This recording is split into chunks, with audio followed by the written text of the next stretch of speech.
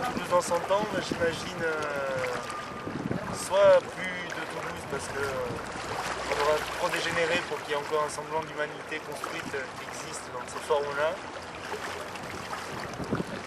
Soit la mutation que la science-fiction nous propose régulièrement, c'est voir une espèce de mégalopole biotechnologique bizarre. Assez grand, il y a beaucoup de monde, il y a beaucoup d'architecture. Le contexte social aussi, où il y a cette espèce de déshumanisation qu'on vit tous, quoi, on est de plus en plus isolés dans nos sphères personnelles, où finalement la vie de la collectivité devient de moins en moins importante pour les individus. Et on délègue à ce niveau-là les conditions de nos vies sous prétexte de vivre notre individualité. C'est un phénomène qui est déjà ancien, puisque c'est Tocqueville qui en parle déjà au XVIIIe siècle. Mais de toute façon, il y aura une rive glaciaire un jour. Bon, peut-être pas dans 100 ans, mais il y en aura une. Hein. D'échapper à la réalité, on va dire. Et puis le reste pourri par l'argent. Il n'y aura plus. Est-ce que ça va pas nous penser qu'on évolue vers le bien ou pas? Moi, je pense qu'on évolue vers le mal. Je vais faire ma vie ici en fait.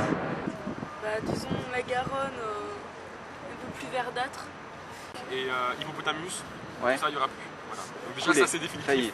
C'est grave, c'est vraiment triste parce qu'on aurait posé ça à des 68 arts par exemple, les jeunes des années 60, ils auraient eu plein d'idées idéalistes.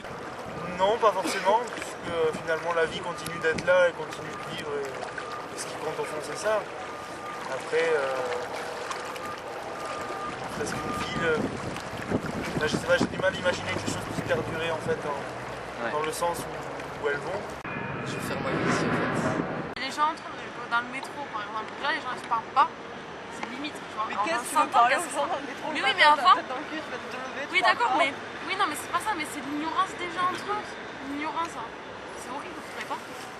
Moi, je pense qu'il y aura encore des étudiants qui boiront à la dorade. Tu veux une bière? Il y aura peut-être plus d'étudiants. Ouais. On a une perte vraiment de réalité entre cet univers-là et la réalité tangible qu'on vit. Et puis, j'ai oublié ma deuxième idée. Le plus grand dieu qui apparaîtrait, ce serait le fric, je pense. Je suis pas très optimiste pour l'avenir. Ouais, c'est ça en fait. Tu m'obliges. Déjà, ça commence, hein. Il y a plein de Changer cataclysmes. pour changer toute la mentalité, pour changer le capitalisme et tout ça. Non mais c'est vrai. Je pense qu'on va arriver à une rupture. Après, je pense que ça sera bénéfique. Parce que. Mais elle sera bénéfique, mais douloureuse, à mon avis. Tout le monde sera encore plus con que maintenant. Tout sera encore plus dans l'image. Parce qu'on est en train de perdre le rapport au texte et le rapport à la culture vraie. Dans 100 ans, c'est vachement loin. Personnellement, je m'en fous.